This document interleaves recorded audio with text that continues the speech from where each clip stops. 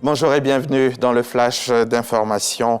La séance plénière de l'Assemblée générale de l'ONU s'est ouverte hier mardi 19 septembre avec des discours forts d'États membres dans un contexte de multiples crises mondiales.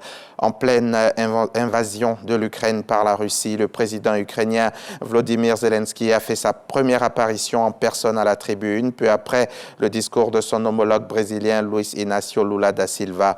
Le vice-président ivoirien est présent à ce forum de haut niveau au nom du président Alassane Ouattara. Tiemoko Melie Kone s'est également entretenu avec le secrétaire général de l'ONU. Venons-en maintenant au processus de mise en œuvre du mécanisme institutionnel de veille stratégique qui se poursuit. Le Bureau national de la prospective et de la veille stratégique vient d'ailleurs de procéder à la formation de décideurs locaux sur la veille stratégique et l'intelligence économique.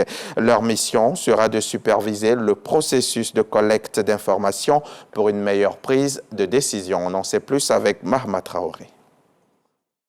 Le mécanisme institutionnel de veille stratégique a pour vocation de suivre et de mettre en œuvre les résultats de la 4e étude nationale prospective adoptée en 2015 par le gouvernement. Depuis Yamoussoukro, ces décideurs locaux voient leur capacité renforcée en veille stratégique et en intelligence économique. Une initiative du Bureau national de la prospective et de la veille stratégique. Beaucoup d'enseignements, pas seulement en veille stratégique, mais surtout en matière de gestion de l'information. L'intelligence économique est un outil d'aide à la décision. Je vais jouer mon rôle de décideur dans le dispositif de veille stratégique en allant chercher les informations qui permettront au district de mieux participer au développement du district en impliquant la veille stratégique et l'intelligence économique. Il est capital dans ce monde de pouvoir maîtriser l'information. Et maîtriser l'information, c'est pouvoir mieux anticiper en collectant les informations qui vous permettent d'être avertis à l'avance sur ce qui va se passer, de pouvoir s'y préparer et de pouvoir répondre le mieux possible, de trouver les meilleures réponses, les meilleures attitudes et décisions. Cette formation des décideurs du mécanisme institutionnel de veille stratégique intervient après celle des veilleurs et des curateurs. En Côte d'Ivoire, dans le secteur de la santé, un tout nouveau projet dénommé Éco-Cancer vient d'être lancé. Un projet qui devra permettre de renforcer les compétences des agents de santé afin de réduire la progression du cancer dans le pays. Lancement fait cette semaine au siège du Programme national de lutte contre le cancer en présence de nos reporters Patricia Kwaku et Davis Oyo. Leur reportage est à suivre dans le 13h. L'actualité internationale à présent. L'Assemblée législative de transition vient de donner son feu vert pour l'envoi de troupes au Niger.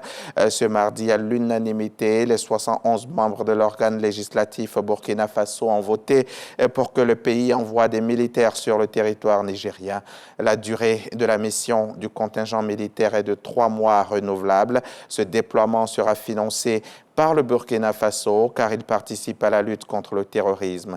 Il y a quelques semaines, le gouvernement avait adopté en Conseil des ministres un projet de loi pour l'envoi de troupes au Niger. Ni la date du déploiement, ni le nombre de soldats ne sont encore connus. Il s'agit, selon le ministre, d'éviter que le Niger subisse le même sort que le Mali ou la Libye. Au Gabon, en Noureddine Bongo, le fils de l'ancien président Ali Bongo est en prison. Il a été entendu par le procureur, puis par une juge d'instruction hier mardi 19 septembre. Une dizaine de hauts responsables ont également été auditionnés. Le fils d'Ali Bongo avait été coordinateur à la présidence, puis conseiller stratégique de son père au parti PDG, et certains le présentaient comme un successeur potentiel. Le voilà donc derrière les barreaux. Il a été mis en examen et placé en détention provisoire, notamment pour haute trahison et corruption active, ainsi que l'a annoncé le procureur de Libreville. Les opérations de l'armée azerbaïdjanaise se sont poursuivies dans la nuit du 19 au 20 septembre.